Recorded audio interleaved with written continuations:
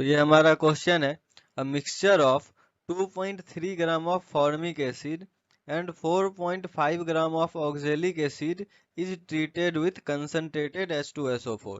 यानी कि हमारे पास मिक्सचर है फॉर्मिक एसिड और ऑक्जेलिक एसिड का। तो फॉर्मिक एसिड का फॉर्मूला होता है HCOOH, ये सबसे छोटा कार्बोक्सिलिक एसिड है।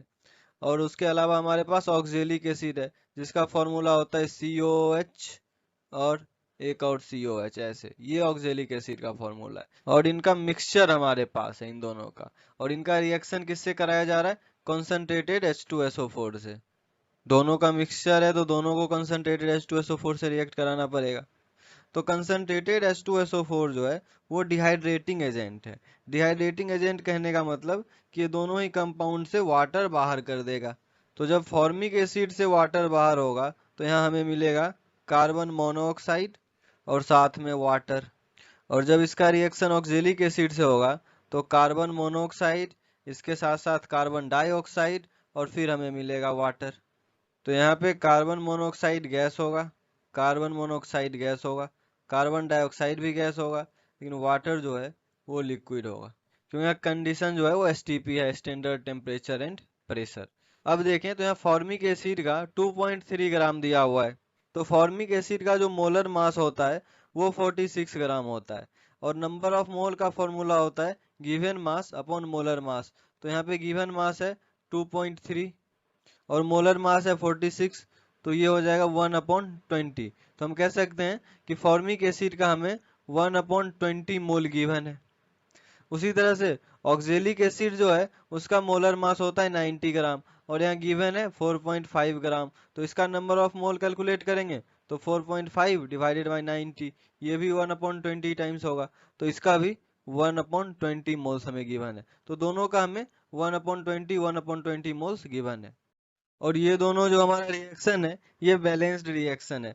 तो इसका 1/20 मोल कंसंट्रेटेड H2SO4 से जब रिएक्ट करेगा तो यहाँ पे हमें कार्बन मोनोऑक्साइड का भी 1/20 मोल मिलेगा और नीचे भी हमें कार्बन मोनोऑक्साइड का 1/20 और कार्बन डाइऑक्साइड का 1/20 मोल मिलेगा।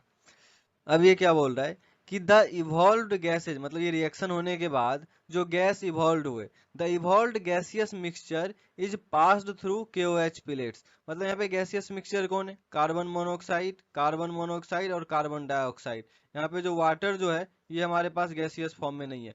तो अब हमारे पास जो गैसेज हैं इनको KOH से पास कराया जा रहा है। तो गैसेज को जब KOH के टुकड़ों से पास कराया जाएगा तो हमारा ये कार्बन डाइऑक्साइड जो है वो KOH में एब्जॉर्ब हो जाता है। तो हमारे पास बचेगा क्या? कार्बन मोनोऑक्साइड, क्योंकि CO2 जो है वो KOH में एब्जॉर्ब हो गया। तो जब CO2 KOH में एब्जॉर्ब हो गया तो हमारे पास केवल कार्बन मोनोऑक्साइड बचा जो 1/20 मोल यहाँ से आ रहा है और 1/20 मोल यहाँ से आ रहा है। तो टोटल हमारे पास जो कार्बन मोनोऑक्साइड हो जाएगा 1/20 प्लस 1/20 मोल, यानी कि 2/20 मोल। रिएक्शन के बाद जो हमें गैसियस मिक्सचर मिले उसमें कार्बन मोनोऑक्साइड और कार्बन डाइऑक्साइड थे और जब उनको KOH से पास करा दिया गया तो हमारे पास केवल कार्बन मोनोऑक्साइड बचे। कार्बन मोनोऑक्साइड जो बचे वो फॉर्मिक एसिड से आ रहे थे, वो थे 1/20 मोल। यहाँ से जो CO हमें मिल रहा था वो 1/20 मोल और हमारे पास ऑक्जेलिक एसिड से जो मिल रहा था CO वो भी था 1/20 मोल, यहाँ से भी 1/20 मोल। तो टोटल CO हमें मिल रहे थे 1/20 प्लस 1/20 इजिकल्स टू 2/20 मोल। अब CO का मोलिकुलर मास कितना होता है? तो कार्बन का 12, ऑक्सीजन का 16, तो CO का मोलर मास होता है 28। तो हमारे पास 2/20 मोल है और एक मोल का मास है 28 ग्राम। तो 2/20 मोल का मास होगा 2/20 इंटू 28।